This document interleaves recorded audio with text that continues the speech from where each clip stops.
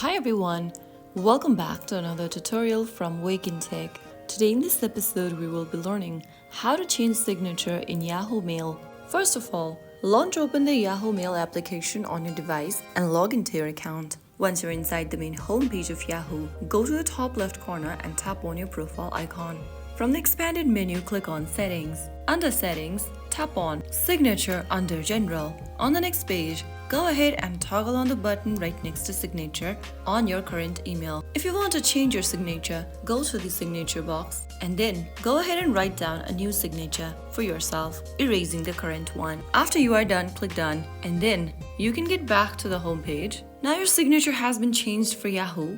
Go ahead and write a new email to check your newly updated signature. Yahoo Mail will automatically save your changes, so once done, simply close the Settings tab and now compose an email and you'll see your updated signature appear. In the text box, you can include your name, job title, website or even emojis in your signature. Just make sure to keep it professional and clear. That is how you have successfully changed your Yahoo Mail signature with just a few simple steps. If you found the video helpful, don't forget to like, share and subscribe to our channel. I will be back again in the next episode. Thank you for watching.